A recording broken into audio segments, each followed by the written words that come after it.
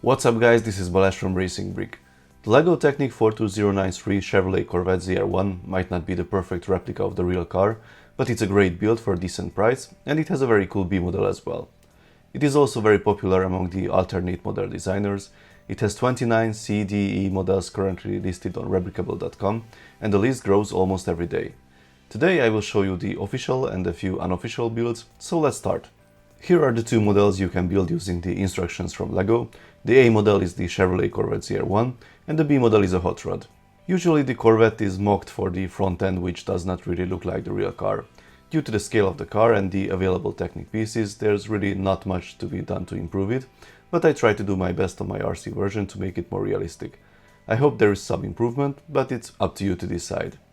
As you see, the hot rod is significantly shorter than the Chevy, although the wheelbase is exactly the same.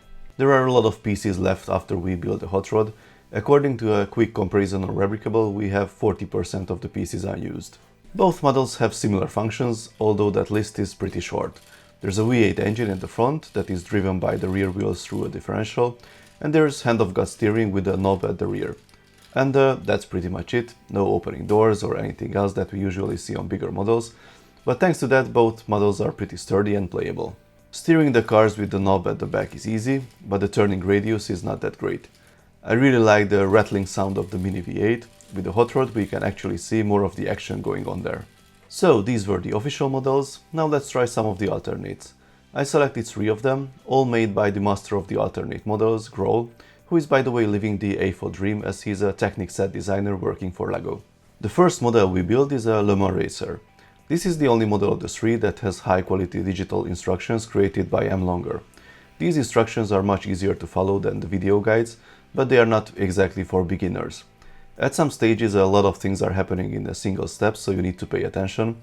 It might be a challenge for less experienced builders who prefer the detailed step-by-step instructions in the official LEGO manuals.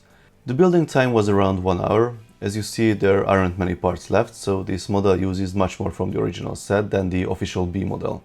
If we check the two side by side, they look great together. The Luma Racer is actually even longer than the Corvette, and it definitely has more features.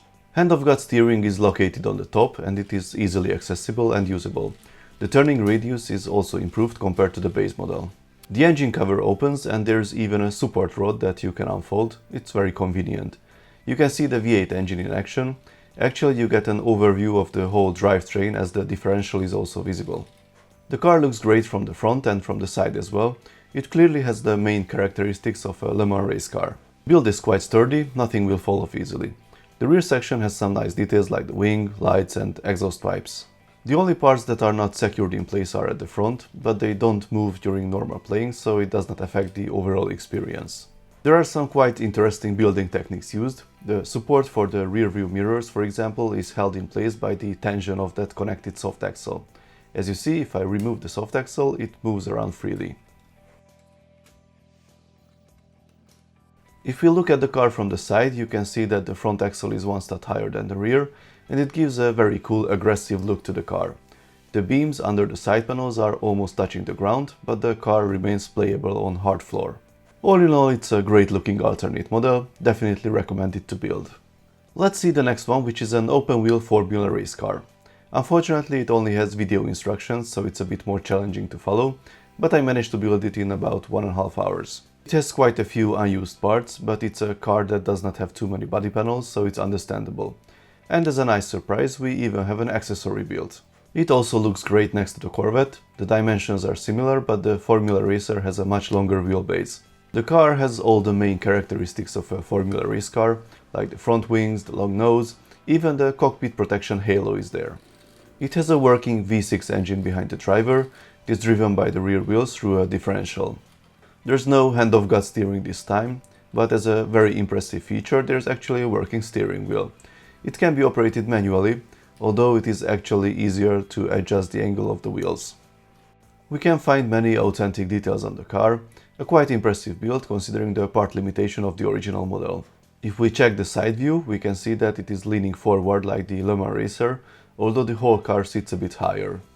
Now let's see the accessory, which is a quick lift jack that is used by the crew when they swap the tires at pit stops. It has a very simple but properly working mechanism, and it adds a lot to the playability of the model. So, a great alternate model again, probably not as easy to control as the Luma Racer due to the lack of hand-of-God steering, but it still looks great and the quick lift jack is a nice extra. The third model is a racing pickup. According to the creator, this is his least favorite model of the 42093 alternates, but I really like the look, so I decided to build this one. Building time was again around 1.5 hours using the video instructions. The truck is only a bit longer than the Corvette with a similar wheelbase, although the proportions are quite different. It has hand-of-God steering at the rear just like the original model, but the turning radius is improved compared to that one. This actually makes the steering a bit more difficult as the steering is very direct. It is challenging to navigate the car or to find the central straight position. The truck has a working V8 engine at the front, driven by the rear differential that is visible through the bed. Regarding the functions, it has an opening hood that has the lights and part of the front attached and it looks a bit weird, but it goes back in place securely once closed.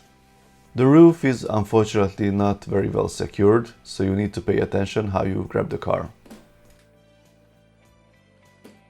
The most spectacular feature is the door mechanism.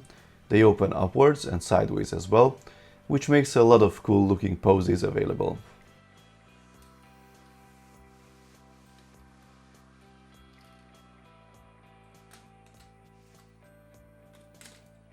The rear section has a quite serious wing, the hand-of-God knob and the dual exhaust pipes.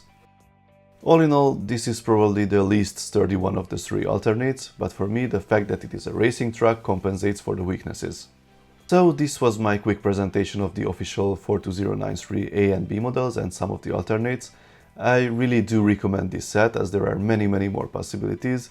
Make sure to check out the constantly growing list on replicable.com and let me know in the comments which one is your favorite alternate model.